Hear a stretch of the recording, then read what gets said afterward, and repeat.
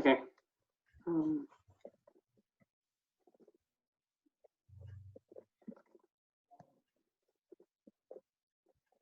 okay, I think we'll just start then, and there'll be a link going out, so people can just join the Zoom, Okay. and then we can post the recording afterwards as well. Inshallah. Okay. All right. Bismillah. Apologies for the difficulties. I'm not sure the reason. It might just be a fault on Facebook behalf. Otherwise, thanks everyone for joining. Obviously, we're in fairly testing times. You know, across the spectrum, a lot of people have sort of, you know, lost their jobs. It's sort of the economy is sort of like a real pattern, sort of threat to a lot of people's health as well. So just everyone for coming in this sort of testing times. As an introduction, so my name is Mahmoud Yaseen. I'm the president of the Sydney University Muslim Students Association. Also to be performing the role of a moderator / MC today, and sort of just allowing us to sort of run smoothly as such. Before I start, I'd like to thank the different organizations that are sort of part of this. So SUMSA, UNSW, MSA, CMS, UTS Muslim Association, and Macquarie University Muslim Association. Sort of really sort of great to put this together in this time and address this topic. So obviously the topic chosen today is the coronavirus and our collective condition. Just exploring what the coronavirus means for us as Muslims and how we are to interpret it from a sort of an authentic Muslim lens, but also sort of taking this discussion and thinking about what that means for how we think about the Muslim Ummah at large, how we think about you know, how things have panned out over the last you know, century or the last 2 centuries, and using that as a starting point to think about the way forward. Just the way it will run today, sort of we'll have opening spiels, 10-minute opening spiels by both speakers, after which we will have a sort of moderated discussion where you can sort of also send in your questions, and that will be through the Slido link that we posted. But sort of we'll take questions once that part begins, and I'll sort of indicate when that happens. So without further ado, I'll introduce the first speaker, Dr. Samir Mahmoud. So Dr. Samir Mahmoud is a PhD, a graduate of the University of Cambridge in Islamic Studies under Sheikh Abdul Hakim Murad. He's currently an assistant professor of architectural history and theory at the Lebanese American University, and is the director of the Living Tarathi Initiative, an educational initiative that enables Muslims to discover the wisdom of the Islamic tradition today. His interests vary widely and include art and architecture, philosophy, Neoplatonism, Islamic studies, urban landscape design, and psychology. So without further ado, I'll let Dr. Samir take it away, and we'll go from there. بسم الله الرحمن الرحيم والصلاة والسلام على أشرف الأنبياء والمرسلين محمد بن عبد الله أفضل الصلاة والتسليم. بسم الله. Muhammad, I have about 5-10 minutes just as a brief. Is that the structure? Yeah, so 10 minutes. Okay. Wow. Okay, inshallah. What I want to say really in these first 5 or 10 minutes is try to frame a number of issues which I'm sure will come up in the discussion later between Uthman and myself and with the questions. The first thing I wanted to point out was that in the way I think you framed the issue of the coronavirus and our collective condition, punishment and mercy, and the question of whether something we have brought upon ourselves or not, brings up the whole broader issue, I think, of human suffering, theodicy, and the question of evil and suffering in this world, and whether it's something that human beings bring upon themselves, or it's something that Allah subhanahu wa ta'ala sends as a punishment, which are not necessarily mutually exclusive things. But the first thing I wanted to say about that issue is that it's quite remarkable that in one of the Arkan al-Iman in Islam, one of the Arkan al-Iman is أن تؤمن بالله وملائكته وكتبه ورسله إلى آخره, and القضاء والقدر خيره وشره. And it's quite remarkable because, you know, at face value, when you go through each one of these items of Iman, sometimes it's a lot easier to understand why many of the other elements are there on that list. But sometimes it's quite confusing and problematic for some people to understand why Qada and Qadar Khayr wa Sharr was there. And it's not just an article of faith, but it's, subhanAllah, the divine wisdom is such that it placed it right there in the fundamental articles of faith in order to properly orient the human condition to the nature of reality and the world itself. The reality of the world consists of fundamentally God, and in a hierarchy, the angels and the prophets and the scriptures and also the fundamental reality of Qada wal Qadar, the idea that certain things, a divine decree is measured out by Allah subhanahu wa ta'ala, some of which we perceive as good, some of which we perceive as bad. And I'm emphasizing here the term perceive because it is a matter of perception ultimately. And this brings me to my second point, which is that in the Islamic tradition, we rarely come across the kind of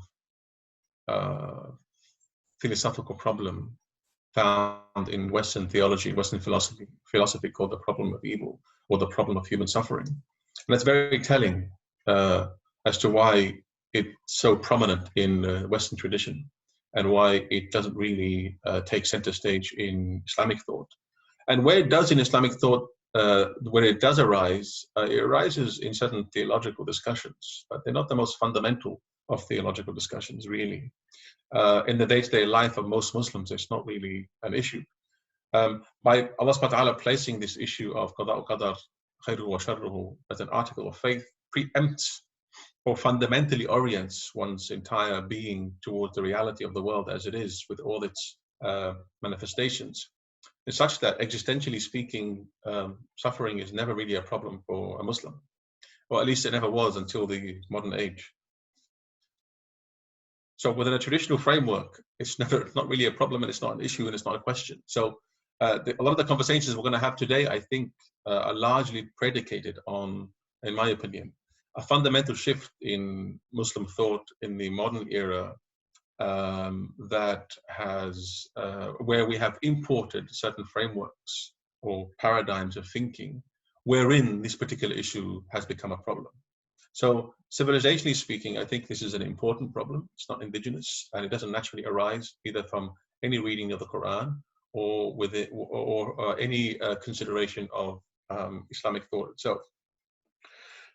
Metaphysicians, on the other hand, where theologians like Ash'aris and Mu'tazilites struggled to properly explain the issue of human suffering and evil in this world, it never really achieves its proper metaphysical formulation, except in some of the writings of Ghazali and some other writers who went beyond kalam proper and philosophy proper into more kashfi explorations of the nature of reality and metaphysics, where metaphysicians discuss the issue of suffering in this world, or the existence of the bad, or I don't like to use the word evil because it's not really an Arabic.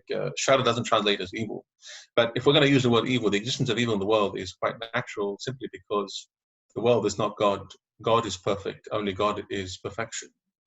That which is other than God, which is the world, is less than God, and therefore imperfect by nature. So the very fundamental structure of reality is such that it is differentiated into that which is good, that which is evil or bad, that which is asma al-jalal, asma al-jamal, attribute to that in existence, in manifest existence, must be by default contrasted in order to be understood. So the existence of evil in this world is really, metaphysically speaking, contingent, relative, subsumed within a greater wisdom and a greater good that as human beings we are not always privy to. But I really want to highlight and emphasize the important point that Islam never really expended a lot of energy in attempting to resolve this issue purely theologically or rationally, because because of something I think Imam al-Ghazali highlights quite importantly in some of his works. A lot of some intellectual, rational problems that arise in human thought often arise not because they are intrinsically intellectual problems, but because of a spiritual ailment that hides itself or cloaks itself in the form of a rational argument, like the problem of evil. And the point I'm trying to make here is that if the problem of evil really were a problem, a universal problem of the human condition, you would find that every time someone suffered, or every time a Muslim suffered, they would actually doubt the existence of God, or they would doubt God, which is not the case entirely, which suggests that as long as there's an existential resolution to the issue and problem, or the issue of suffering, it's not really a conceptual problem. The second thing I want to highlight here in regards to this particular issue is, this is from my own experience, in most people for whom the problem of suffering is an issue, are people who have not found a way to cope with its existence in this world, not because it has become really a philosophical or rational problem. And the real question to ask here in this regards is, how have the prophets and how does the Quran teach us to handle this existential problem? And the reason why I call it an existential problem is because it is an issue, or it is a manifestation in life itself. It's not purely something that can be reduced to an intellectual concept that requires an intellectual or conceptual resolution. If you read the Quran, or if you read the Seerah of the Prophet ﷺ, you will see that those most afflicted in life are the best of humanity, which suggests something really, really important. The prophets suffered the most in this world. And the Quran does not describe their suffering as something necessarily bad.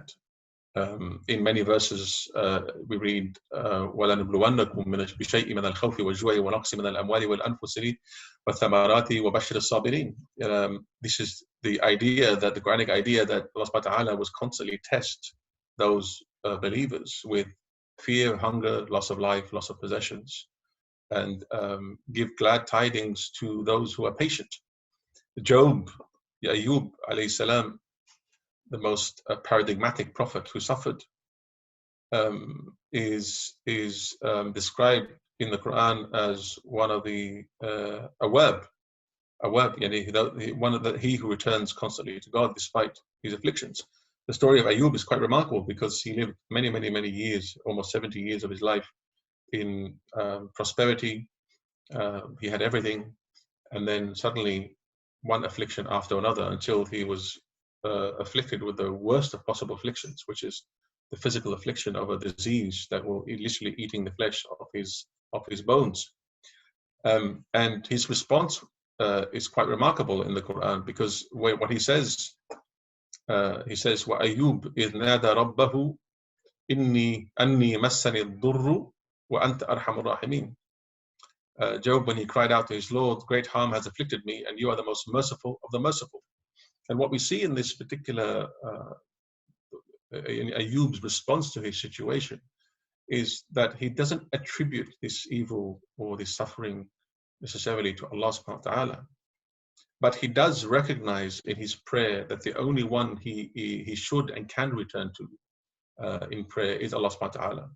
And he describes him, وَأَنْتَ أَرْحَمُ الرَّاحِمِينَ. And what this suggests really is the idea that the proper response in a period, in a context of affliction and tribulations, is to turn to Allah subhanahu wa ta'ala. Not that one dismisses the secondary causes, not that one doesn't take medicine and doesn't take precautions and whatnot, but even despite the fact that one takes precautions, that one turns one's sole attention in terms of tawakkul and adab towards Allah subhanahu wa ta'ala.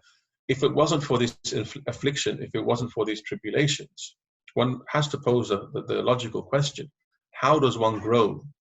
How does one perfect oneself? How does one become better as a human being if the overall objective of our existence in this world is one in which the tribulations and trials of this world perfect us for the next life, which is the only life that matters?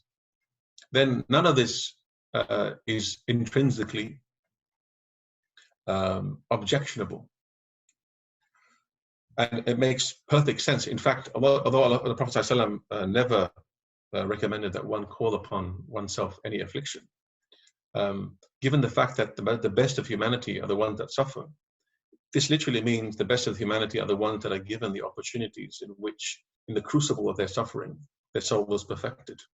When one is denied tribulations and suffering, one is literally denied the opportunity to perfect oneself. And so the absence of suffering can be also described as the absence of good. If one doesn't suffer, then also there is no goodness in it. And so that's why I meant earlier when I said shar, al-qada wal-qadar khayruhu wa sharruhu, they're not necessarily exact opposites. You know, there might be some harm in good and there might be some good in harm, and only a divine perspective that has an overview of all circumstances and of all possible situations can really determine whether the harm that is coming my way is a good or a bad necessarily. So I wanted to just throw out these pointers and this just general overview in order to start framing some of the issues that I want to discuss a little bit later. I think I've reached the 10-minute mark, haven't I? I think about though, if you want to go on, Uthman. Well, that's all I really wanted to say at this particular point. I mean, there are a number of Quranic verses that I'm sure are going to come up again and again. But these are the points I really wanted to highlight, that existentially speaking, there was never an issue for Muslims. In the article of faith, Allah subhanahu wa ta'ala already preempts or already addresses at the very fundamental core of our being, orients it in such a way that it's in tune with the nature of reality. And the nature of reality is that Allah huwa al-muntaqim, Allah huwa al-muhib, al-jalil, Allah huwa al-razzaq, al-khaliq, al-bari', etc. God encompasses all these attributes which manifest in various ways in this world, and there's nothing we can do about that. We may perceive an affliction or a suffering or an evil as evil, but ultimately, in the grand scheme of things, from the bird's eye perspective or divine perspective, ultimately, it's really contingent and it doesn't really actually exist. And that the last point I mentioned was that it's really not a serious theological, in my opinion, serious theological philosophical issue for Muslims, insofar as at the very core of our faith, God is not just pure love as it is in the Christian tradition, which is why when suffering does happen in the Western tradition, or when affliction or turbulence does happen, theologians and the average Christian cannot make head to tail with the issue of why God is inflicting the suffering when he is supposed to be absolute love. Thank you. Okay. Jazakallah khairan. I think there's a lot there to take in about, the nature of suffering and what that means for us as Muslims and how to sort of contextualize all of it. So, lot to take in. Alhamdulillah, jazakallah khairan. On that note, I'll introduce the second speaker. So, Brother Uthman Badar is a writer, activist, and PhD student of philosophy. He's sort of got over a decade of experience in grassroots political activism, and he brings sort of a wealth of exposure to the discussion in that light. He's also a student of Islamic sciences, and he's engaged in many forums on the topic of sort of how to revive the Ummah today, on atheism and sort of lots of different forums to do with Islam today. So without further ado, I'll let Uthman take it up. Jazakallah khairan. Bismillah ar-Rahman ar-Rahim. Is my voice clear, Muhammad? Because I've just gone onto the headphones. Jazakallah. Bismillah ar-Rahman ar-Rahim. Alhamdulillah wa salatu wa salam ala Rasulillah wa ala alihi wa sahbihi wa sallam. Jazakallah khairan to Samir and the MSAs and to Dr. Samir for taking part in this discussion, which is an important discussion. And I think these sort of discussions are happening all over the world, throughout the Ummah. And it's good to be part of these discussions. I'm going to try and do something similar to Dr. Samir in terms of framing the discussion, really in a way that complements complements his remarks. It would seem to me that there's two broad aspects to a discussion like this from the perspective of, what concerns most Muslims. When they ask questions about, is this a punishment? Is this a test? Is it a test? Is it a blessing? And the other, I guess, main question is sort of like, how do we act? What ought we do in this situation? So there's sort of this question of how to understand what's happening and then how to act given what's happening. So I might just say something briefly about both of those aspects, which we can then unpack in the discussion. First of all, in the context of understanding what's happening, whether it be coronavirus or, coronavirus is one particular calamity. It's obviously quite stark, and therefore, I think it's quite remarkable in a number of ways. It's one of those rare things that just affects almost everyone in the entire world, and it brings us together in a sense. So for example, obviously there are the global events that take place, wars happen and things, but usually they affect certain areas in a different way, and others are talking about them, whereas this has this very universal application. But obviously we're talking about not just coronavirus, but our broader condition, and the fact that there's been, a whole string of calamities, one after another, that the Ummah has faced in recent times.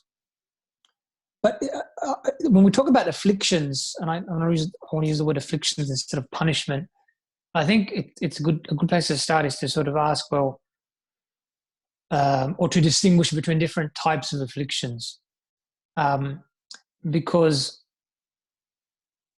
a punishment proper is one type of affliction that that is spoken of in the Quran and the Sunnah, but it's perhaps the rarest in terms of its application, in terms of its occurrence, and it has the highest threshold. So what do I mean by that? Punishment proper is like, what we read in the Quran, where Allah destroyed the people of Ad, and He destroyed the people of Thamud, and He drowned the people of Fir'aun.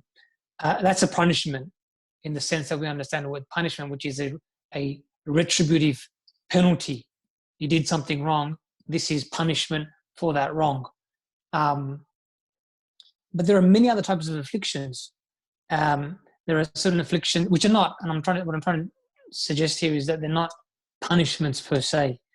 And if we can appreciate that, what that allows us to understand is that really, even what looks like, or afflictions, more broadly speaking, are a manifestation of divine mercy, if we understand them in the broader context.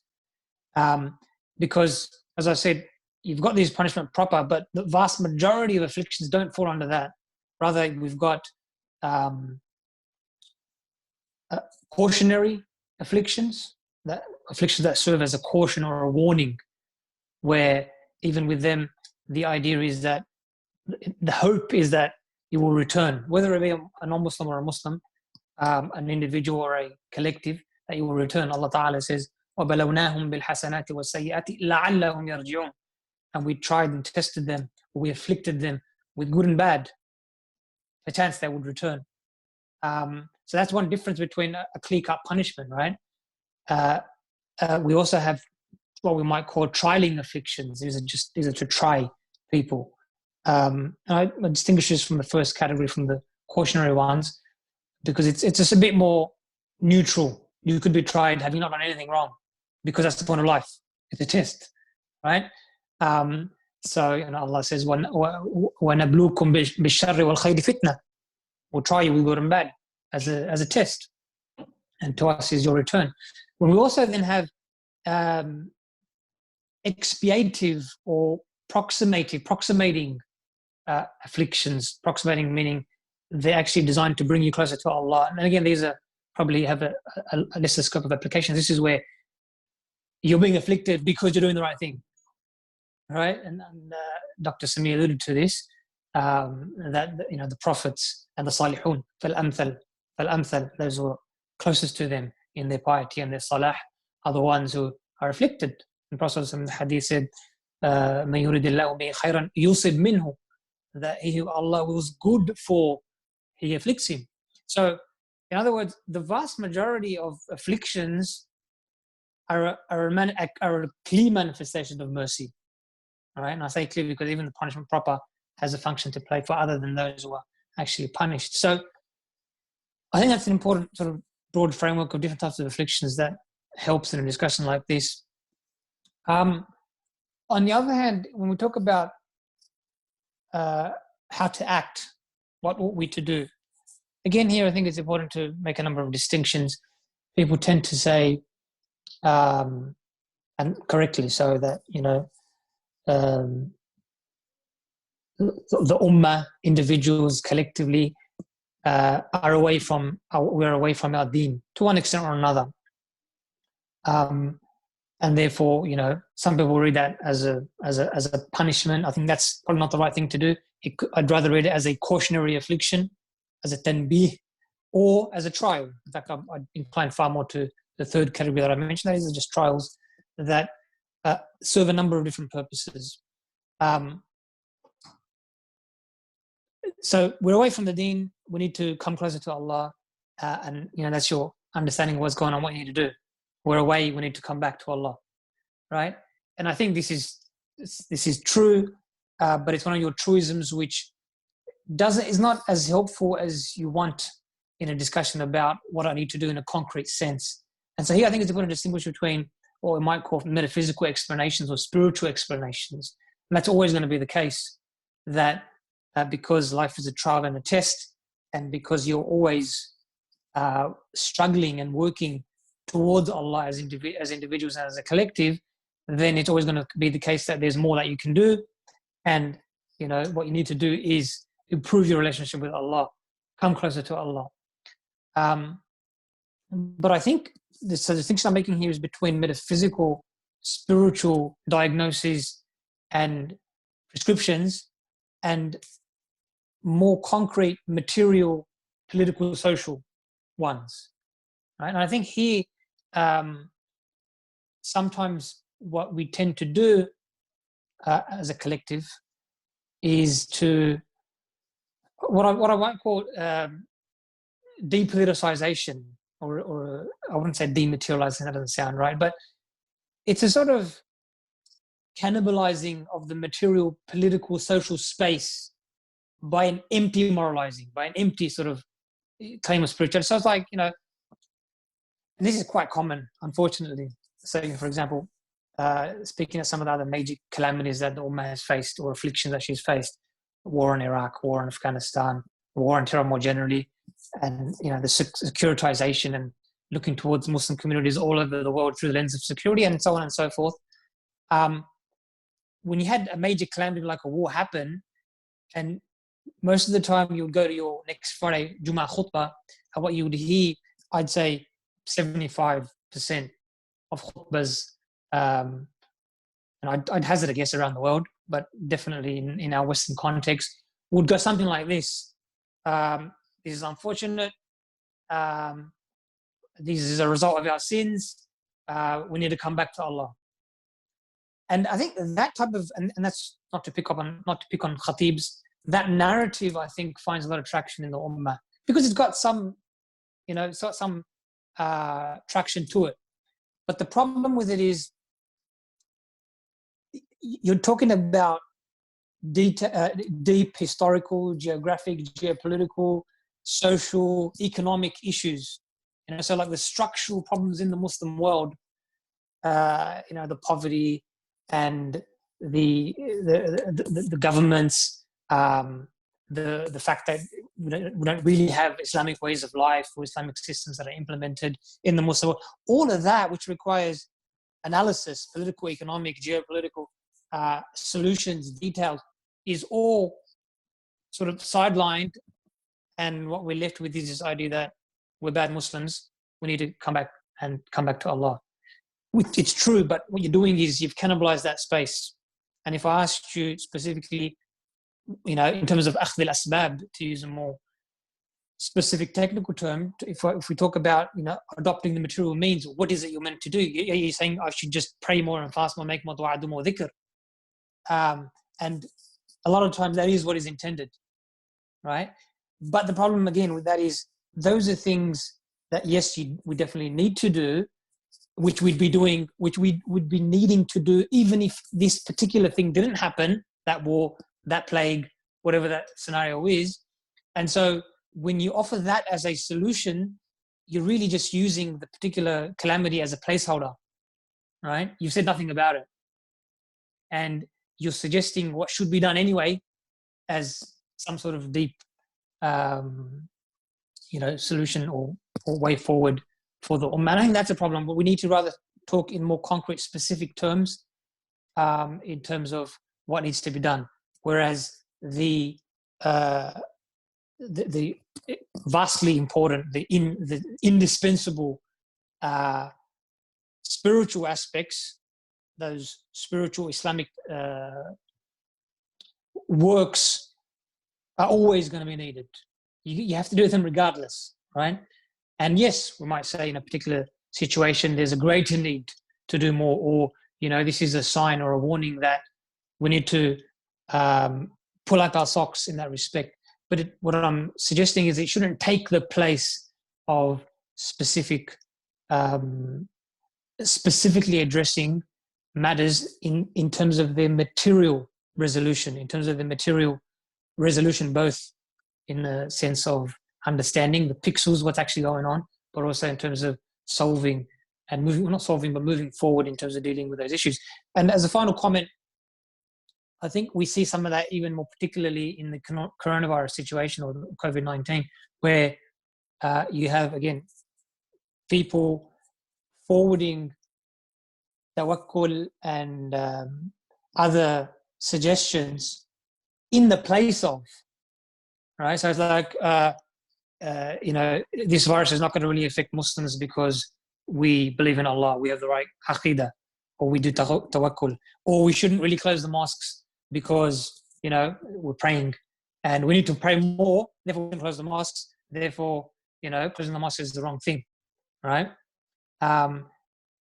It's a prescription that the individual items suggested are good and right and they need to be done, but because you're doing it in the place of an actual assessment of the material realities, it becomes a problem. And that's what I refer to as sort of empty moralizing, this empty spiritualizing of the material space. Obviously, there's the other end of the problem as well, where all you're thinking about is the material aspects and there's no spiritual grounding. But I think that affects people who let's just say for now that's not we in our spaces of practicing Muslims, our communities, our Islamic movements, our mashayikh, our scholars, students of knowledge. If we're speaking in this space, we deal much more with this problem of cannibalizing the space of the material as opposed to the other one, which there are definitely other people that suffer from that as well, and we need to look at both sides. But I think that's important to the discussion. I'll stop there. I think that's probably about 10 minutes, and we can unpack some of this in our discussion, inshallah ta'ala. Jazakallah khairan. So okay, everyone's unmuted. Okay, so Jazakallah a lot there as well.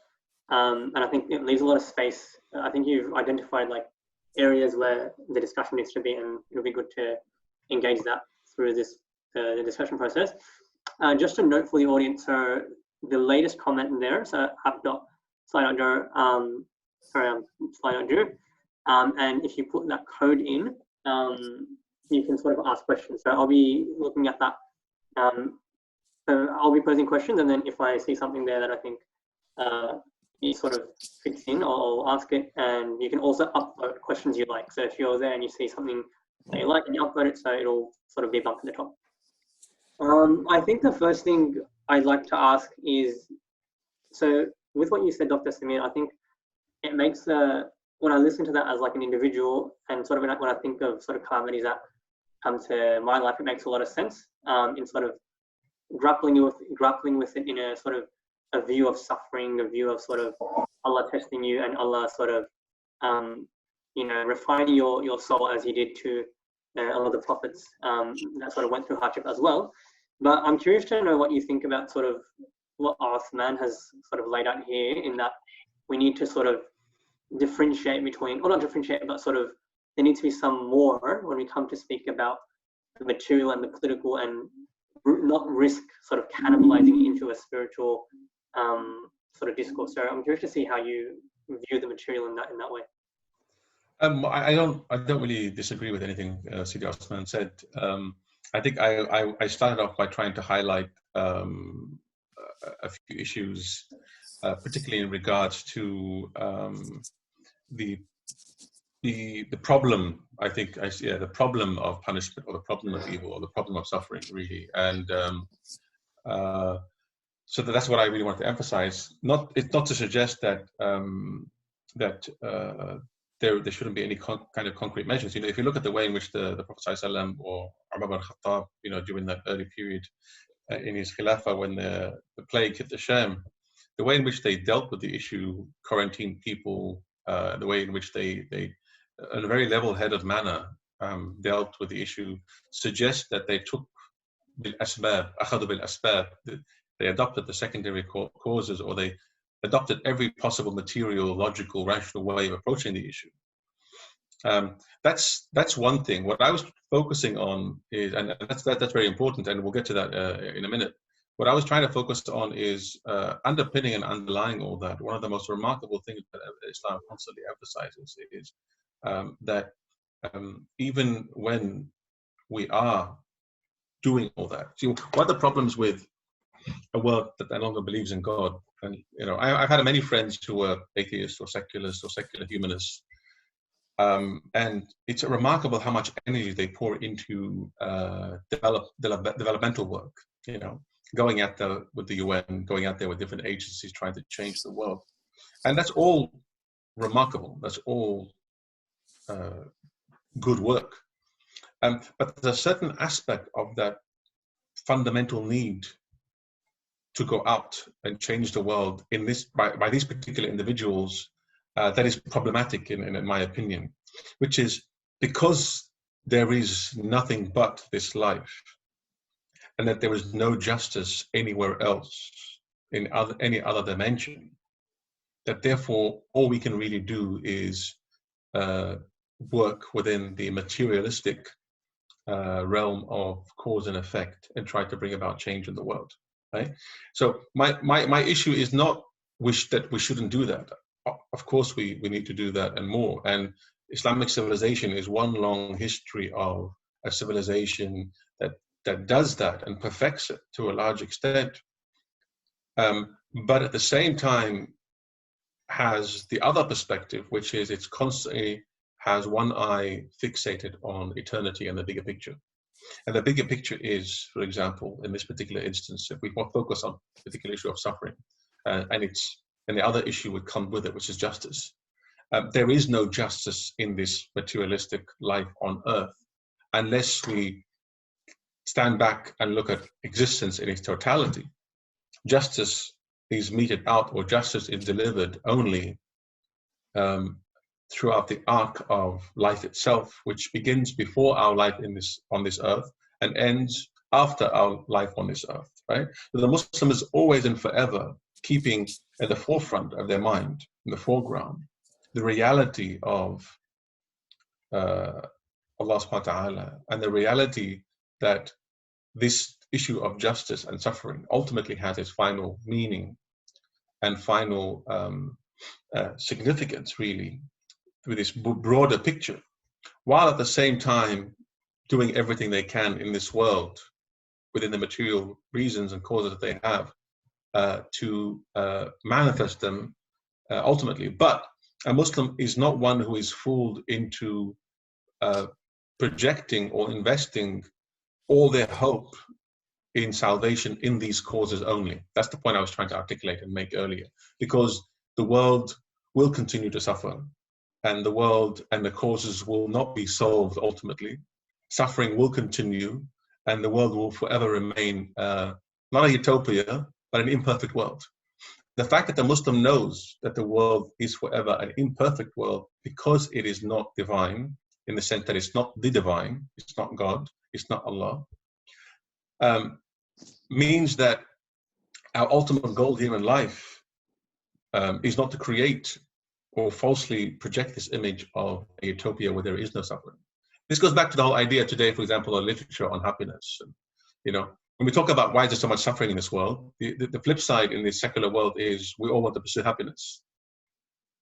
And that's a goal and an aim that will be constantly frustrated, because this is not something that can be fulfilled and attained by all, you know. And the goal of avoiding suffering and maximizing happiness are flip sides of the same coin that exist within this kind of secular mindset.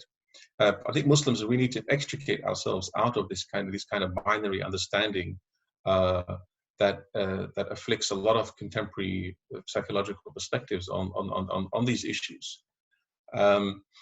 I want to get to the material causes a little bit later. I don't want to discuss them now, because I want us to exhaust the bigger issue of what suffering is, and how we can address it. I don't disagree with anything Uthman said, and I'm going to elaborate a little bit more later on the material issues and causes. But one of the things that I've come across in the Muslim community a lot these days, especially among more university-going students, is this idea that the problem of suffering and evil has become a cause of contention in their faith. And I think that's problematic. And I think it's become an issue for some Muslims because they don't already come from a certain Quranic frame of mind. They've actually, you know, most of us on this panel and attending and listening to these lectures, whether we like it or not, we're up to our neck in modernism, modernity, postmodernity, and its frames of reference. We are what we are. We can't, you know, we can't reverse this issue. And so, but what we tend to do is not recognize the extent to which we have become, our perception of reality has become clouded by it.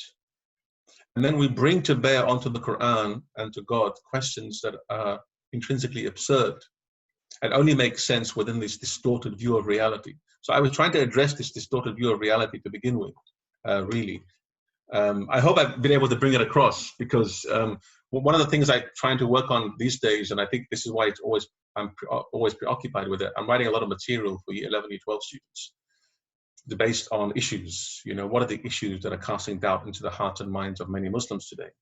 And I realize unless you understand the transition from a traditional world to a modern world, and the frames of reference and issues that it brings with it, we can't really resolve the issue. One amazing thing that Imam al-Ghazali brings up in his Munqidh min al-Dalal is he says many intellectual problems cease to even well up once the spiritual ailment behind it is addressed, which suggests that some intellectual problems are not really real problems.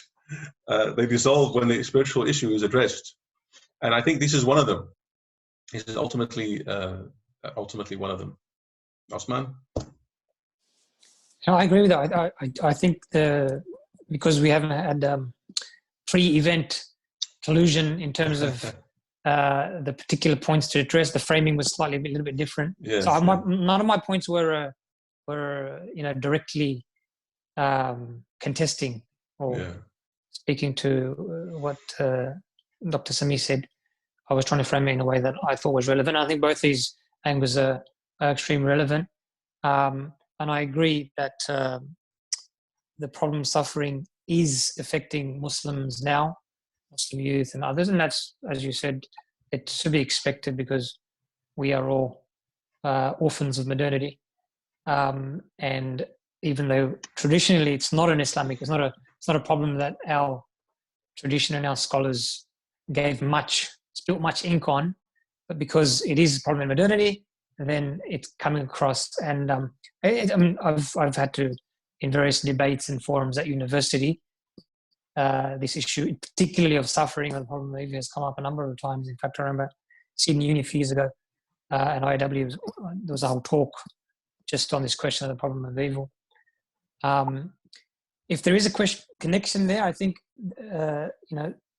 if we talk about the various types of afflictions, as I mentioned, that helps us to understand the purpose.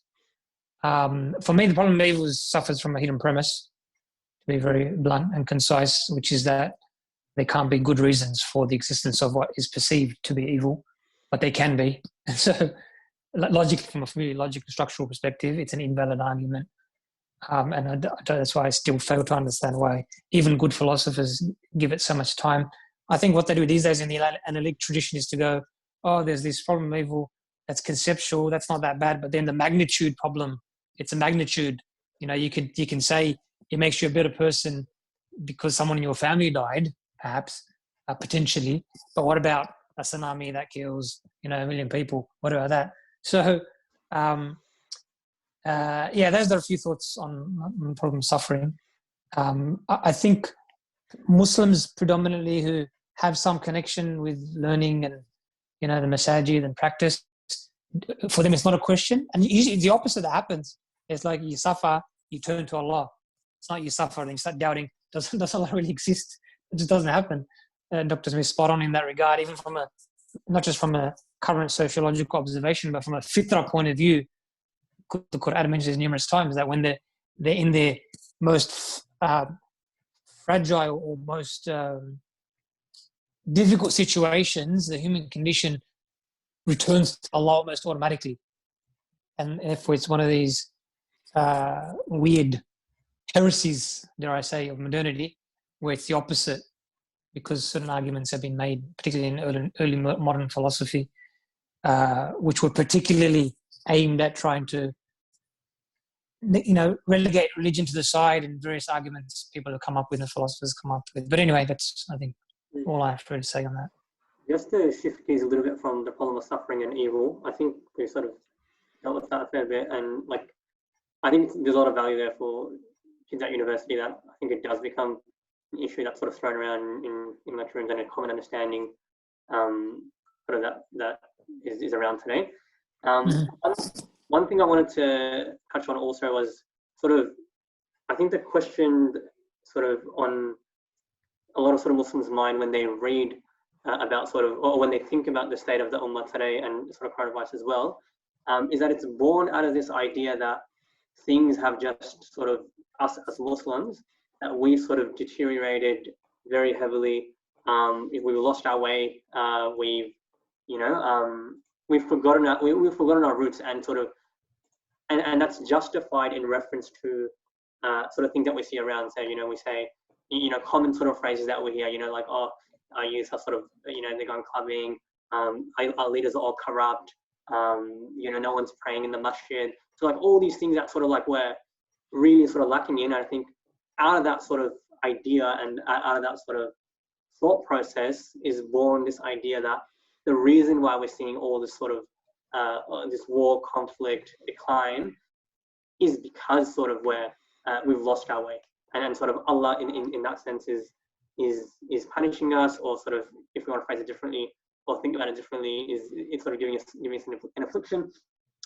So I'm sort of curious as to what is the actual condition of the Ummah today. Has it sort of lost its way sort of in an amazing way? Has it lost its way intensely? And as a result, are we seeing decline? Sort of reading suffering and all that on in a historical point of view, and thinking about material causes today. I think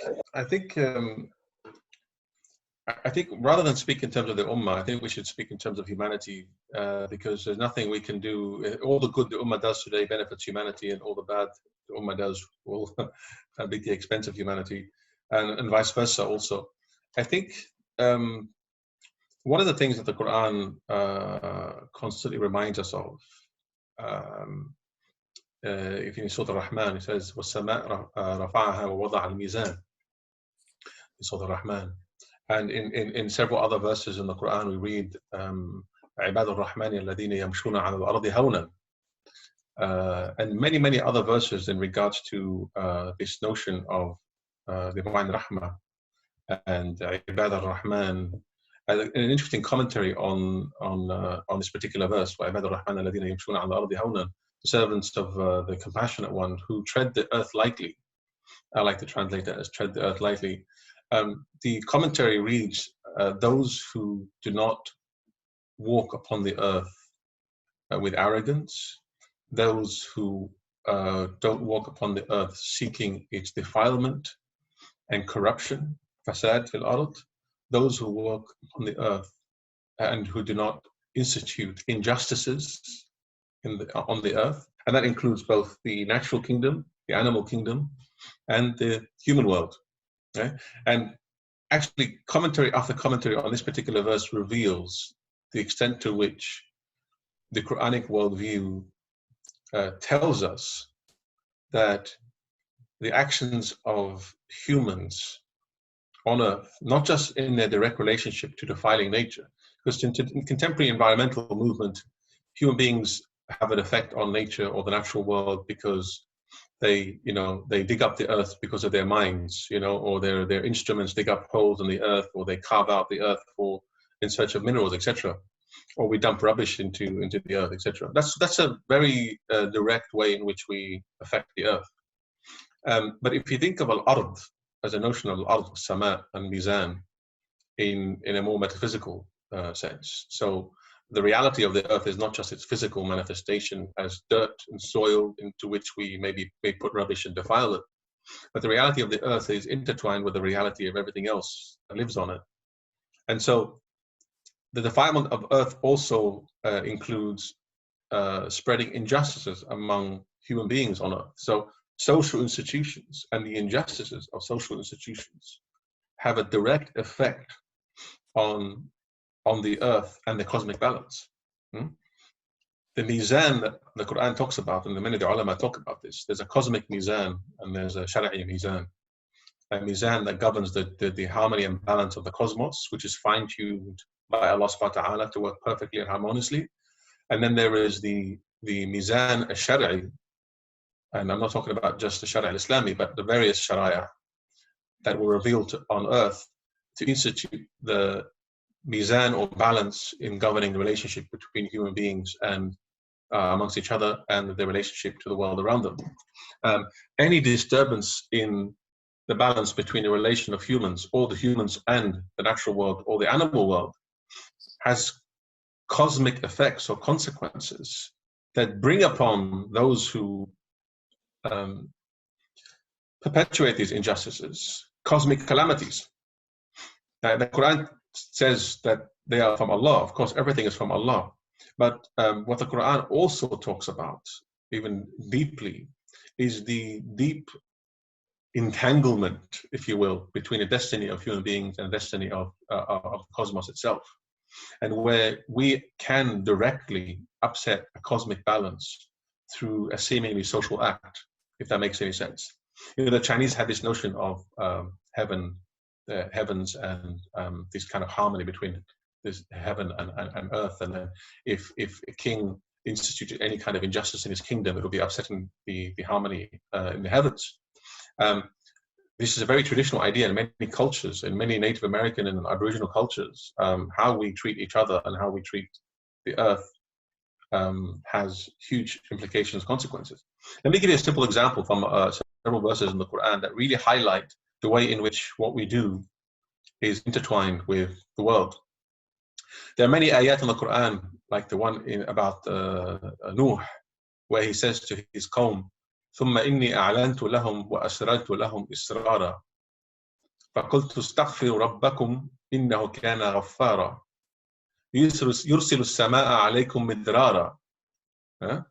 So Noah says to his people, he reveals to them a secret. He says, I ask your Lord for forgiveness, for he is forgiving. He will let loose the sky upon you in torrents, or he will release from the heavens abundant rain. What's this relationship between istighfar and rain? To a simple mind, or a simple mind trained in logical positivism or scientific reductionism that sees only a causal relation or a meaningful relationship between, a physical cause and a physical effect, it cannot possibly understand the relationship between the istighfar that happens in the millions of hearts of people and the heavens opening up, bursting forth its rahmah towards humans in the form of rain. Rasulullah used to try to always go out and capture the first drop of rain because he would feel the sense of rahmah descending from heaven, from Allah subhanahu wa ta'ala. So this relationship between our inward orientation in this world and our inner life, of istighfar, of treading the earth lightly, of not having arrogance in our hearts, this has an effect on the world around us. And if we have arrogance in our heart, it brings forth calamities as a result, because ultimately Allah subhanahu wa ta'ala is al-adl wa al-muntaqim. And so when you upset a certain balance in one place, al-adl, the just one, Allah subhanahu wa ta'ala will redress this balance in this world or the next. And that often manifests in terms of calamities, or it manifests in terms of suffering in individual lives, and it manifests in all sorts of different ways. So the point I really want to highlight here is the fundamental relationship between what we do as human beings, our inward life, and the cosmos around us, right? So going back to what Sidi Uthman was saying earlier, there are two things I want to highlight. First is the importance of going out and changing the world directly through material means and material causes, because that is the means through which the world is ultimately changed. That is the means through which al-mizan al-shar'i is instituted on earth to not upset the cosmic balance. But also, second, this is the other point I was highlighting, is that our inward life and our spiritual reality inwardly is what affects also external social, political, economic change. In Allah la yughayyiru ma fi qawmin hatta yughayyiru ma bi anfusihim. You know, this relationship between the inner and the outer is constant theme of the Quran. So nariyuhum ayatuna fil afaqi wa fi anfusihim. Right? Some people interpret it as we will show them our signs upon the horizon in terms of science and physical laws, etc., and within themselves. But sometimes some people interpret it as that Allah subhanahu wa ta'ala will show his signs simultaneously manifest either within our inward reality and our external reality. Yeah? Which means they're intertwined. It's like looking at a Persian or Turkish rug, carpet. Right? You look at the face of it, you see these wonderful patterns. You flip it over and you see the warp and weft of the threads that weave together to constitute the fabric of existence. The Quran reveals to us how everything, all these things are entangled like threads.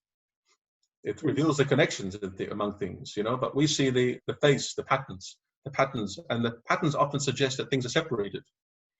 They're disconnected, you know. The sun is there, the moon is there, the heaven is there, I'm here. Our social institution is Egypt. The pharaonic institution is, you know, has nothing to do with anything else in the cosmos. So that mutual entanglement of all things together, including human institutions, is a fundamental aspect of studying the ibar and the moral lessons of the Quran and the prophetic history that I think contemporary ways of looking at history and events lose sight of. Yeah, Uthman, I'm sure you have lots to sort of add to that. So. No, actually, I don't think I can add anything beneficial to that's an excellent point, wonderfully articulated by Sidi Samir. You know, Allah Ta'ala says, وَيَعْلَمُونَ without the well, يَعْلَمُونَ ظَاهِرًا مِنَ الْحَيَاةِ الدُّنْيَا وَهُمْ عَنِ الْآخِرَةِ هُمْ غَافِلُونَ. That people are aware of the external, but they don't know about the, or this could be inner, but also the hereafter implications. So definitely this is fundamental to the Islamic understanding of the very structure of the world, these entanglements. If I might move on then in terms of the question about the historicity, because obviously that point is we might call it a metaphysical reality of all time, you know. But the other aspect, I guess, of your question is, how, you know, people seem to be suggesting or thinking that things are getting worse, you know, and this is in part compelling them or pushing them to sort of think along these lines of punishment as well. And so there is a need, I think there is definitely a need there to stop and take a pause and step back a little bit and expand our horizon a little bit in terms of the history. It's not easy because when we talk about, you know, when we talk about the historical perspective, it's like we're talking about the whole world, we're talking about Muslims here or there. Not everyone's got the same situation in terms of is it better or is it worse. But if we were to generalize to the extent that we can do so, I would actually think that things are getting better for the Ummah. At a broad level, and again, you can't generalize it because you know things are different for different individuals. and different communities.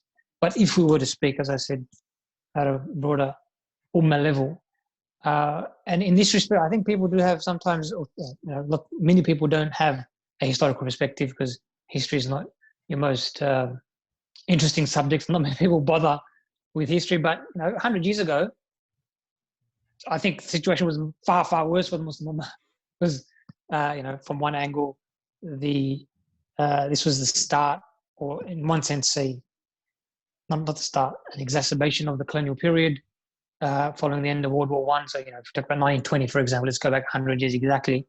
The European colonial powers had their foot literally on our necks in every single, most Muslim countries, every single one in the Middle East and North Africa, minus, even in Turkey, but then they had a bit of a deal with Turkey to completely get rid of Islam and we'll give you independence in return. So I think in that broader historical paradigm, things are not as bad. And we can also look at this from the angle of the return of the Ummah to Islam, going back to the Quranic verse that comes up a lot in these discussions about ظهر الفساد في البر والبحر بما كسبت أيدي الناس, where Allah mentions, that corruption has appeared on the land and in the seas, i.e. everywhere, because of what people have done, because of what humanity has done. It ties in with the point about the cosmic balance and entanglement. But the latter part of the verse is extremely important for the purpose and what's happening here. لِيُذِيقَهُمْ بَعْضَ الَّذِي عَمِلُوا, so that Allah may give them a taste of some of what they've done. Some, because if it was to give them a taste of everything, it would be destroyed and nothing would be left on the earth. But out of the mercy and the fadl of Allah, that He gives us time and gives us time and gives us time. لَعَلَّهُمْ يَرْجِعُونَ, again, perhaps they may turn back. So even in that ruju' from dhunub, sinning and ma'asi, again, if we talk at a generalized universal ummah level, I don't think anyone can argue that the last 20, 30, 40 years we're going backwards. There's more people in the masajid. There's more people seeking ilm. Even in places like the West, like if you, again, in the broader geopolitical, economic, social framework, like the Muslim Ummah was completely colonized, completely taken over, and then people were forced to migrate. People were forced to leave their countries to look for, the better life. And if we're honest with ourselves, as we should be, most of that migration was not done with some sort of very clear Islamic purpose in mind. It was done because things were really tough.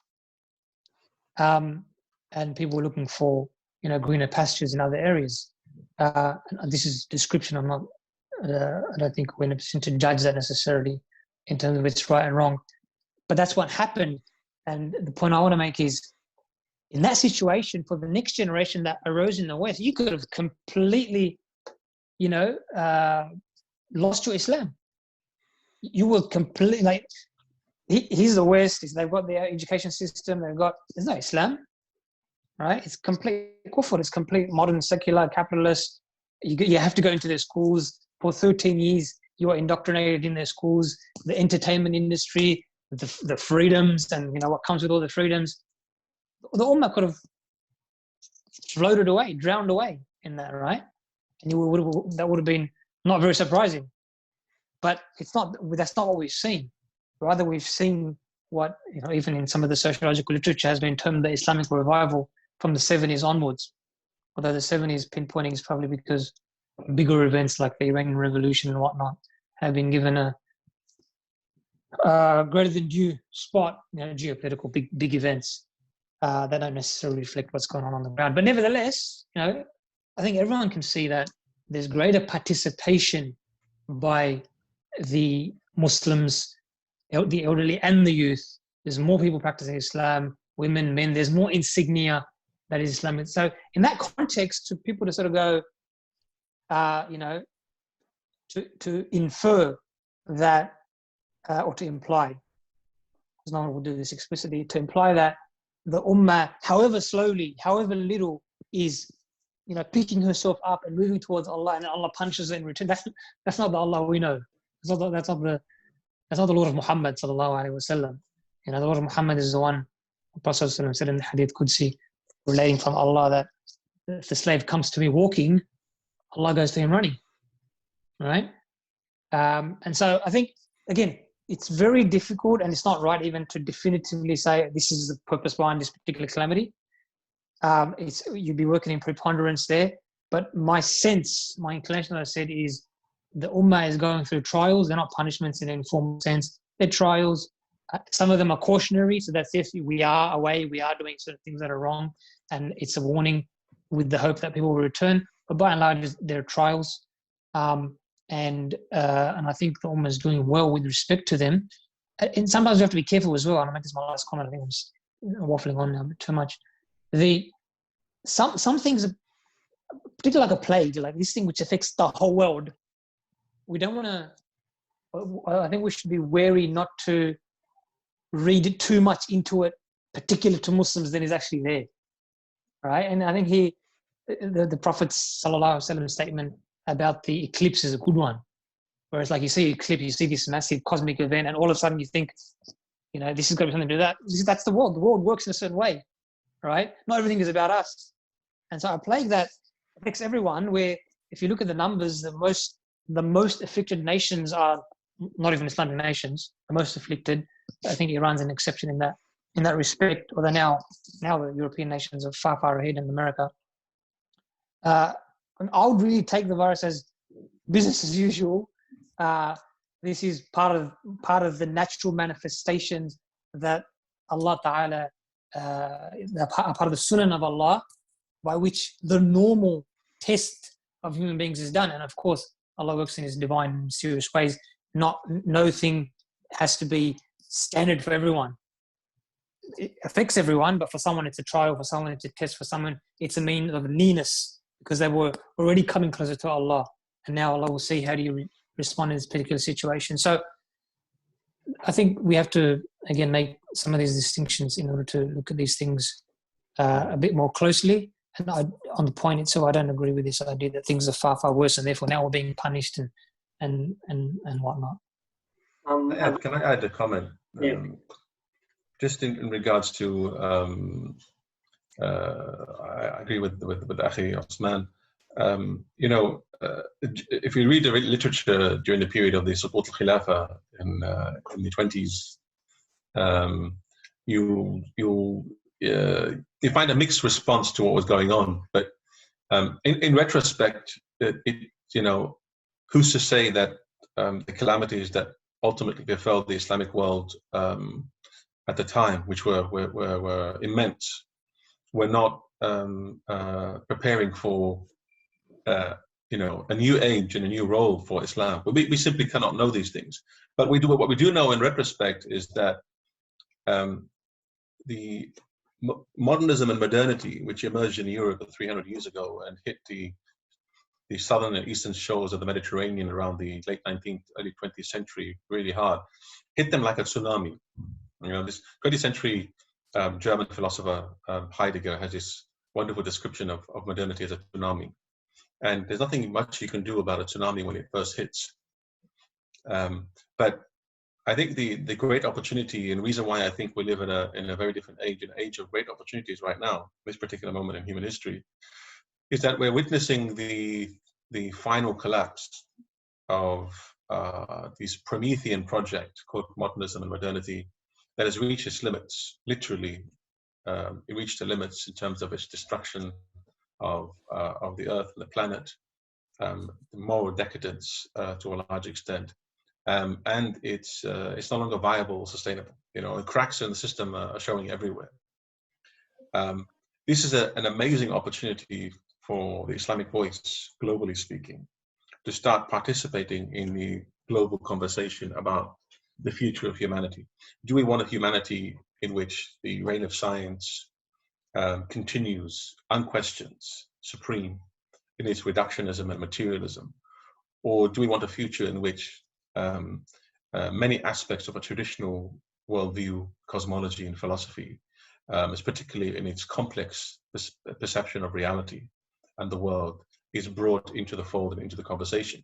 If you read every single field of scientific investigation today in philosophy, there seems to be they seem to be pushing the boundaries of the old paradigm. And we seem to be moving in the direction of a more complex view of reality, where more traditional perspectives now have a role again, if we seize the opportunity. In a lot of my university years, when I was much younger in a previous life, I was very close to many left-wing circles. I'm not a lefty by any stretch of the imagination today, but I was very close to those kind of intellectual circles. And what I always felt that, and I've also been around circles from the right, the global right, to left and right. It's important for Muslims to understand what's going on and be close to these kind of conversations. But what I realize is Islam remarkably placed to offer a view on reality and a view on humanity that is unitive, in the sense that it views the unity of the human race, while at the same time acknowledging the space for various kinds of diversity, whether racial or ethnic or cultural or linguistic. At the same time, it's well placed in terms of its understanding of the fundamental role of reason in this world, but at the same time, the fundamental role of ethics and spirituality. The way I see it is the global left seems to be gradually edging, or at least in some circles, gradually edging towards more spirituality and less materialism, or a spiritualistic materialism, if you want to call it. Whereas the global right moving in a direction more in terms of adopting some causes and issues of justice, right? Muslims are neither left or right. We have an independent voice, which we haven't really constellated, we haven't articulated very clearly yet. But I think we're well positioned right now, given the inevitable demise of this, whatever it is that's collapsing around us.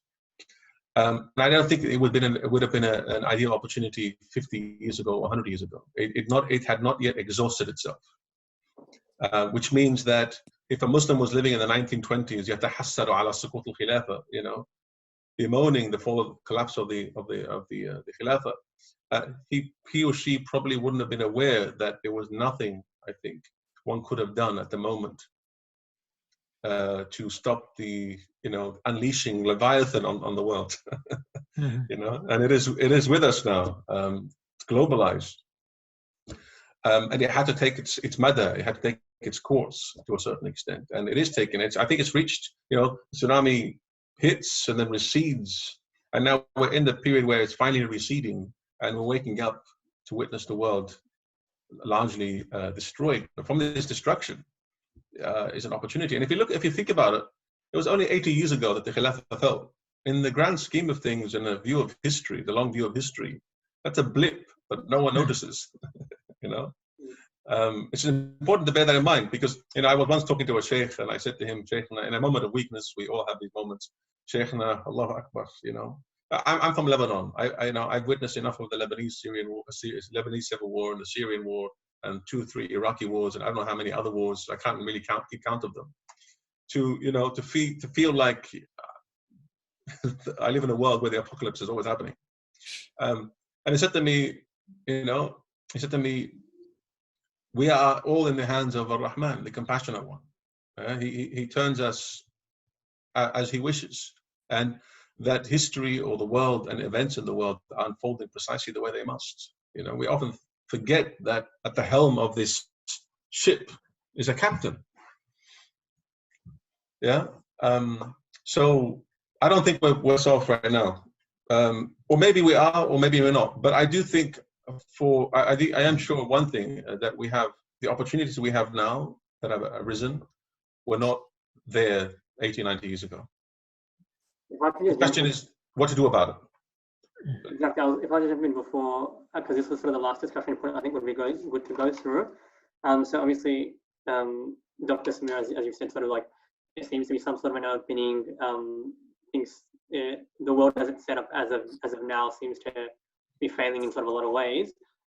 So in light of that, what does that mean for youth today? So as in taking sort of the ambit of everything that's been discussed today about how we should view suffering, how we should view sort of destiny, how we should view all these sort of things in an Islamic way, as well as sort of appreciating how history's progressed how the Muslim Ummah's progressed, how humanity's progressed. What does that mean for sort of the hopes and dreams of Muslim youth today, in the sense of, you know, like where should our sort of minds be in sort of action and activism and all that sort of stuff? A question to myself or the... So it's to Uthman. So it's leading off of what Dr. Samir is saying, and also sort of making this as sort of an actionability thing for Muslim youth today. What would you say? I think, yeah, I mean, this allows me to sort of go back to one of the points I made earlier. To say, yes, we've got these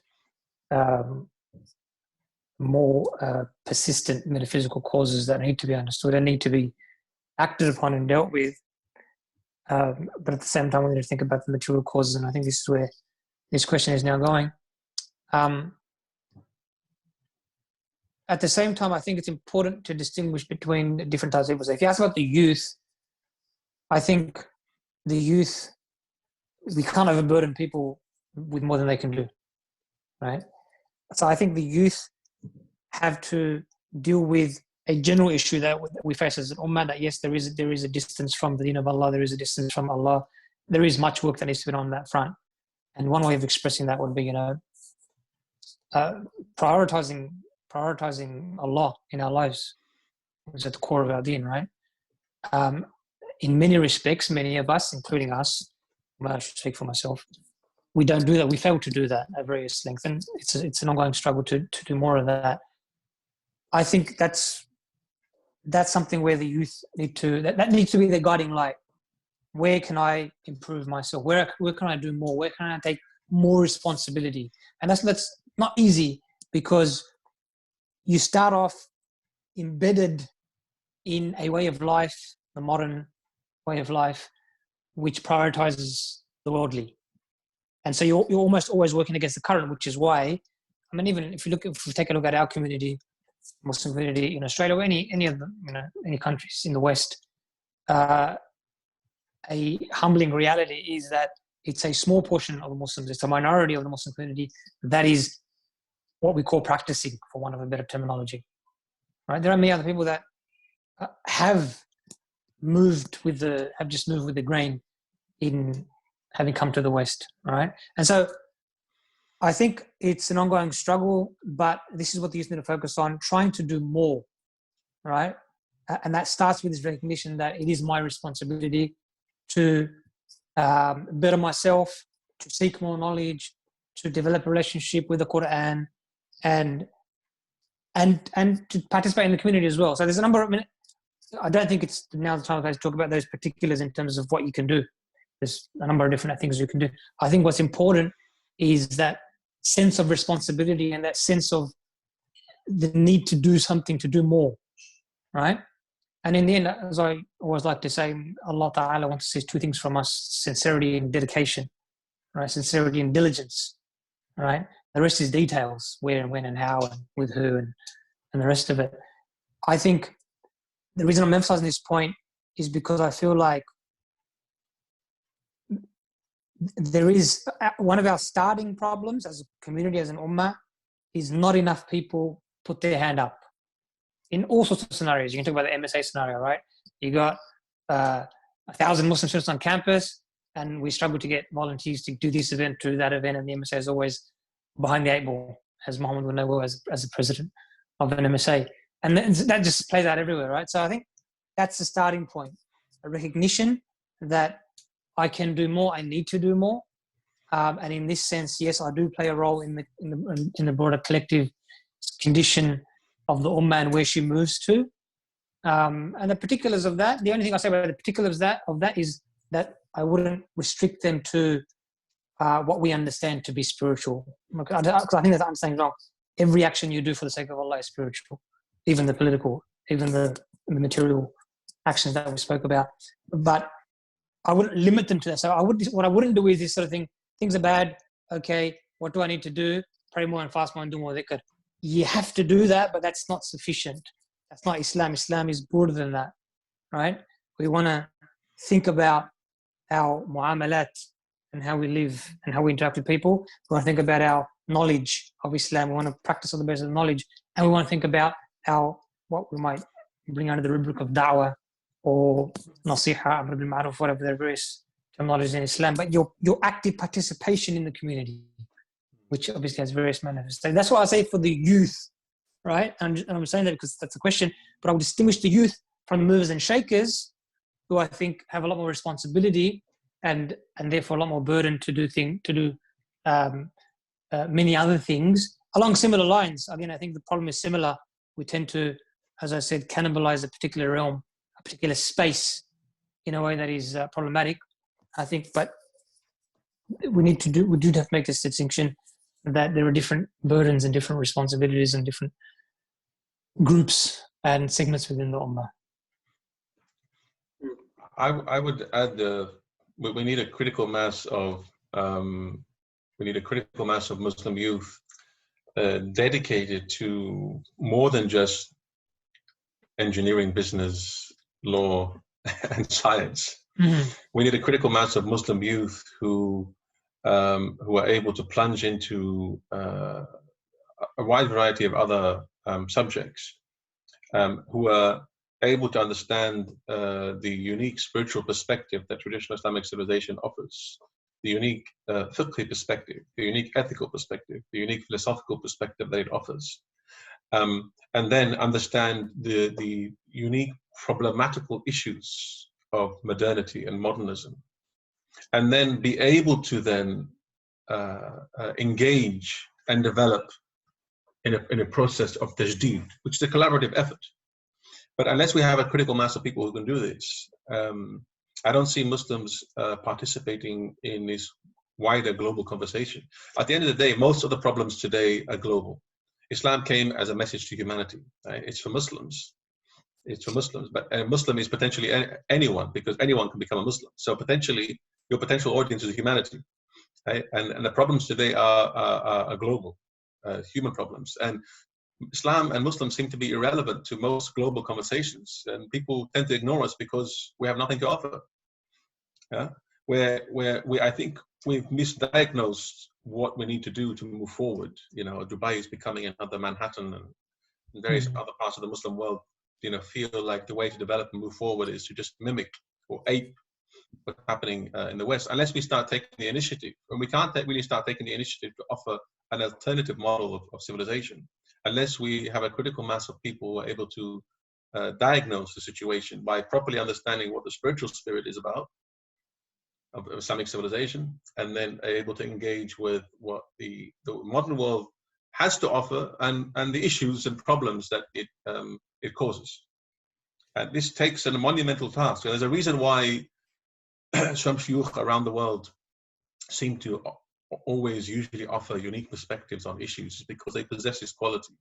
There's a large number of shuyukh with immense amount of knowledge in the Islamic world. But unless this knowledge is operationalized in such a way that it's made relevant to the issues and problems of our day, it'll forever remain outside the conversation and therefore outside the realm of possible solutions. I'm always amazed by how many, you know, UNSW, when I was at UNSW, I think there were only 2 Muslims in the 6 years that I was there at the Morven Brown Building, Arts and Humanities. I was one of 2 Muslims only. And I think our ISOC had about 600, 700 people back then, or 800 people, I don't know, maybe more. I'm talking about early 2000. Right? That's a ridiculously low number of Muslims. And the other person was an agnostic. So the other Muslim was an agnostic. So that's a problem. That's a problem. I'm not saying, you know, we shouldn't pursue science and business and all these other disciplines, but independent of, because what the problem with these disciplines is that you end up, and there's a reason why most extremists in Islam end up coming from engineering backgrounds or science backgrounds or medical backgrounds, because they're so streamlined in their mode of thinking that they apply the same reduction or linear logic to Islam, and they end up coming up with the most bizarre ideological logic. Right? I urge Muslim youth that we need a critical mass of people in subjects, in a wide variety of subjects, major in science and major in philosophy, major in law and a major in something else. But we need something with the humanities. Otherwise, it's an issue. It's a major issue. As an educator in universities and at schools, it's a major issue. I'd sort of love to go on more, but I'm conscious we're sort of nearing the end of the time. I want to open up. I didn't actually take any questions at that moment, so just a message to the audience. If you're sort of on Facebook or on Zoom, just sort of that slide out to link, and if you want, go on there and ask any questions. There's some questions there already, and you can sort of upvote whatever question you wanna ask. I think I'll take 2 or 3. That's okay. So, so this might sort of come and address a topic that was discussed in the first half. But one of the questions here is, to what extent should we be relying on the physical aspect? So, on like a very sort of conscious level, how should we make that decision? Sorry, so what was the question? Relying on what? On the physical asbab. So the physical asbab, so causes or... Yeah. Well, okay, asbab are not always all physical. I think what he or she is trying to get at is what we're talking about, the material yeah, and taking the asbab and whatnot. I mean, that's okay. I think the best way to state that is to say that the material asbab are necessary but not sufficient in and of themselves. You can't. There's no action you can do without taking the asbab. And I think Dr. Samir put it well himself, where you don't want to go into the extreme of relying only on them or to understand them in pretty much a materialist context, right? But on the other side, they need to be understood within an Islamic understanding of the world, that Allah is in control of the world, that we're not seeking a utopia, that, in fact, I like the term that Dr. Anjum used, Awamir Anjum used in his recent essay he wrote for the Yaseen Institute, of asymptotic ideals. There are certain ideals that we work for as society and as individuals that are asymptotic because you're not going to reach them, but they serve as points that you strive for. And the whole point, the whole test is in your striving for them, right? So yeah, as far as condition of the ummah and revival and, doing anything, the taking the asbab is absolutely necessary. It's just that you have to understand that the power is not from the asbab. The power is from Allah. The results are from Allah. It's, if you want to look at it in a more kalami ash'ari terminology, the asbab are the occasions or the halat, the circumstances within which the will of Allah is manifest, whatever that will may be, and obviously Allah does what He wills. So this is why that balance is so important. Like you have to understand what's going on. You can't rely on the causes in and of themselves, and that becomes a problem in itself as well. But the correct understanding, the correct, theological, spiritual understanding doesn't do good either if you don't take the asbab. Right? So it's a very important mixing, if I can put it this way, of the spiritual and the material, that one without the other will not do. Still, we can probably say that the spiritual is still fundamental, is the grounding, but you can't do it without the asbab. Nothing would get done. My point, finally, however, was this: what I just said is, I think, fairly standard understanding that I think no Muslim will disagree with that. My point was more, we tend not to. It's not just in any particular issue. It's not just the asbab you need to take. You need to take the direct asbab, relevant asbab. So, for example, if I want a child and I'm not having children, I can't just make dua or pray. I need to get married. If I'm not married, if I am married, there are other things that need to be going on, right? If I need a job, I have to go to seek.com.au or something else and do something direct. And this is the problem, right? So if someone came to a sheikh and said, I want a job, and the sheikh said, go back and make dua, and that's it, everyone would straight away say, well, something's wrong here. We should have that same feeling when we're talking about what to do about the fact that the entire Muslim world is effectively under foreign control, and we're being told, go home and pray more. You see, so this is my point. Asbab, but also direct asbab, right? Even, of course, a larger struggle that in which every individual plays their role. No one's going to solve this on their own. But it's in that sense, understanding what needs to be done collectively, directly, in a concrete way, and then where everyone's particular role in that, how you can contribute as a youth, as a person at university, as a sheikh, in different capacities. If I could, unless you want to add anything, Dr. Samir, if I could, in the interest of getting more questions done, if I could move on. So a question to Dr. Samir. This one's I think a lot of Muslim youth are interested about. Would you consider psychology as one of those fields where we need Muslims to bring a traditional Islamic perspective to? Absolutely.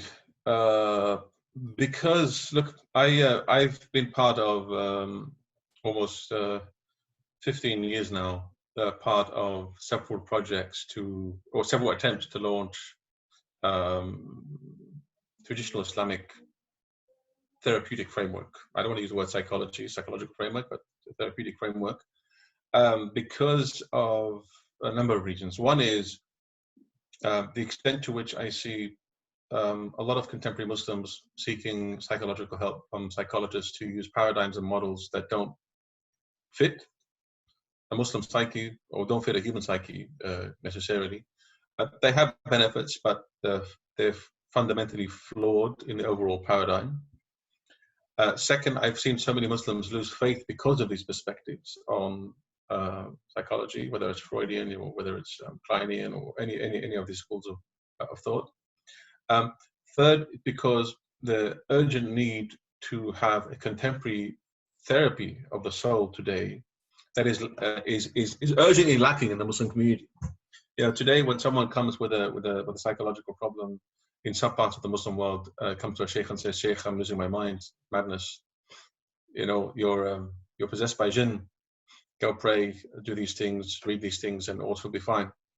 The problem with this kind of approach, and I don't want to generalize, but the problem with this approach is that it lacks the subtlety and nuances of traditional Islamic approach to the same issue. Islam developed almost 1400 years of one of the most sophisticated, complex approaches to diagnosing the ills of the self, the soul, the ego, and various parts of our internal life. And it was at the cutting edge of the human understanding of our inner reality. We've lost that level of sophisticated, in-depth, complex understanding of our own inner life. And so we are more than capable of reviving an Islamic paradigm or therapy of the soul today, while at the same time benefiting from the best of what many contemporary schools of psychology have to offer. I've been engaged for years in dialogue with Jung and Jungian therapists and Jungian psychology and transpersonal psychology myself. There are many other schools of psychology out there, but I've been engaged in dialogue with these. And I feel that a lot more needs to happen, and a lot has happened. Recently, the Islamic Psychological Association was launched in Istanbul as a result of several years of running workshops at the Cambridge Muslim College with Rashid Skinner and Malik Badri and others. And a lot more of that needs to happen, because otherwise, just like we've been at the mercy of geopolitical forces that we can't control, we have no say in. We're at the mercy of psychological paradigms that we have no say in anymore. And so we do need to critically engage and address. If you want more on this issue, maybe in a separate conversation or an email, I can elaborate a little bit more on this issue. I'll take this as the last question just because I think it's got a lot of upvotes, firstly. And secondly, I think it wraps up different sort of themes of the discussion. So I'll ask this question, but I'll also ask if the speakers could use this as sort of like a closing remarks. I think it will capture it well. So where do we draw the distinction between making this world a better place and not trying to create some sort of a utopia in this dunya? I'll go first. Yeah, sure. I don't think there's a need to make it when you can't create a utopia in this world. It's not possible. The world wasn't created to be a utopia. That's for Jannah. So you don't need to worry about that. It ain't going to happen. And so basically the point is you try to fulfill our obligations to Allah. And you have to be honest, this is one of those things where sometimes it's a little surprising, not surprising perhaps, but like some of these concepts are so fundamental, so basic, and we understand them quite well in some aspects of our deen.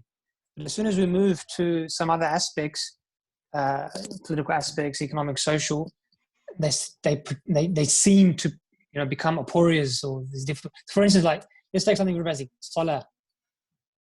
The obligation on the Muslim is to pray with khushu' 5 times a day. To do his wudu properly, and have khushu'. And who does that?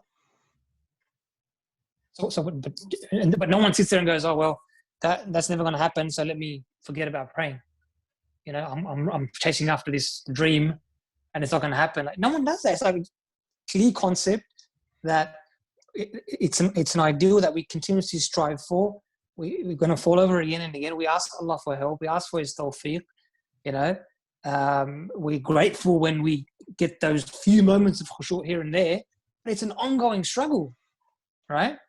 Now, and the same thing with Sawm and Salah and your relation with the Quran and your everything. That's life, right? But it seems like as soon as we talk about the condition of the Ummah and the fact that Islam needs to be applied with the Khilafah or something like this, it's like people start saying, oh, well, this life's not for a utopia, and you're talking about a dream. No one's saying to you to unite the entire whole world and do this and this and that. There's certain things that the Sharia mandates, and you're meant to work towards them. That's it.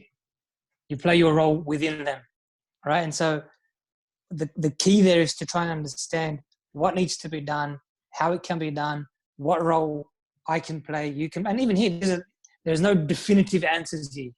That's clear from the experience of the Ummah. Since, if we talk about the Khilafah, for example, since the fall of it, roughly a century ago, it's clear that there's no, there's different ways. Yeah.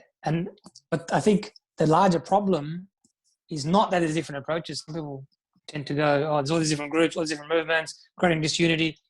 I look at the opposite sense. It's not the fact that different people are trying to do something sincerely. It's that too many of us aren't doing anything. And then pointing fingers at others and saying, oh, the mere existence of multiplicity is causing division. Sure, there are certain ways different movements and groups interact that are not very healthy.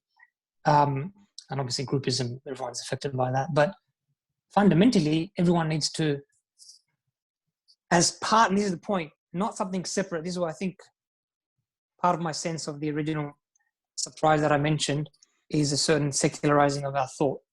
So when it comes to what we tend to consider spiritual issues, ritual issues, they're not that affected, but as soon as we come to the other area, all of a sudden we don't know what to do. But to finish, it's just a matter of, and of course it's been done like most things, but it's a matter of part and parcel of your becoming a better Muslim. Part and parcel of your getting closer to Allah and living Islam as it's meant to be lived is this element of, call it activism, call it da'wah, call it, working for iqamat ad-din, whatever you want to call it, is that. And so there's a need to take responsibility there, as there is with the other aspects of your deen, and see what is you can do, and then give it your best shot. Yeah. So I'll end there, inshallah. I just want to add, inshallah, add to your point that I think it's important to, when we unpack this notion of a better world or utopia, to understand that the aim of traditional Islamic civilization was equally the betterment of the human condition, but it defined the human condition as someone who is insan and society of justice, and insan who is on his path towards this kind of perfection and journey towards Allah subhanahu wa ta'ala. And the traditional Islamic fiqh balances between different maqasid and different goals and objectives without compromising on any, in the sense that one has to measure then progress of a civilization or a culture by certain criteria. And the criteria cannot be purely materialistic or purely technological or purely rationalistic in a sense. So for example, I'll give you a story very quickly from my early days in anthropology as an anthropology student at UNSW. Professor once hit us with a question. He just come back from the Amazon. He encountered a tribe. He'd been living with them for 18 months. He came to us and said, look, what's more progressive, what's more developed? A society that has known war and has killed millions, like our own, or a society that doesn't have a word for war? And it's a very interesting question, because we kept on arguing back and forth and back and forth and back and forth. And the conclusion, of course, was that the measure of the progress of a society, from an Islamic perspective at least, is profoundly an ethical one. It's a profoundly one guided by the maqasid of the Sharia, which defines the nature of what it means to be human in this world and what it means to live in this world. Which means that no one's against materialistic progress or technological progress, but if that progress or the creation of this better society means that it comes at the expense of godliness of society, then it becomes questionable. If it means it comes at the expense of our relationship to the natural world, then it becomes questionable.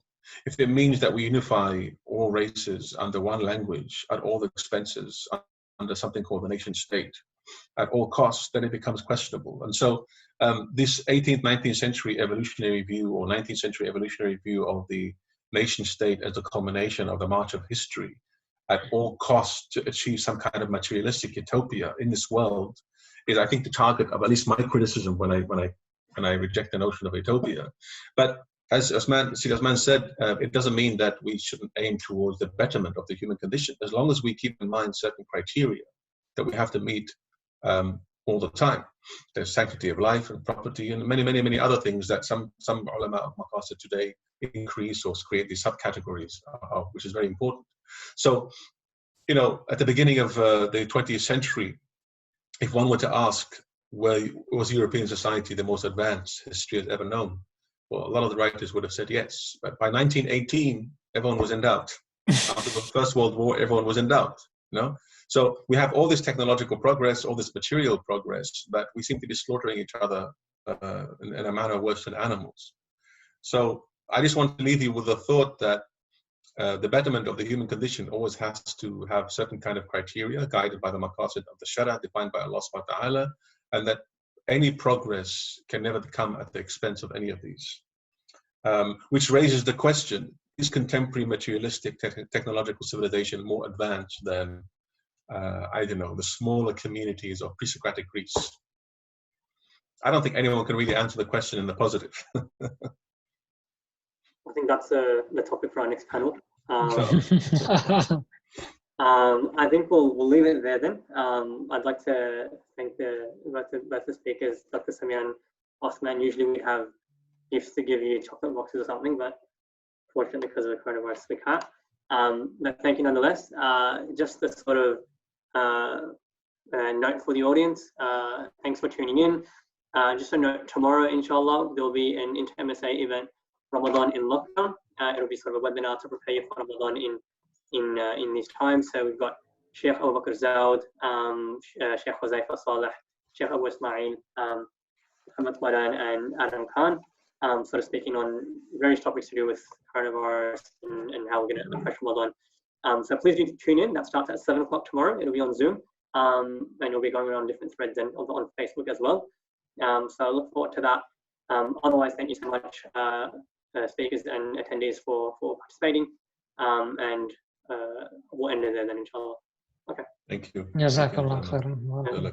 Assalamu alaikum.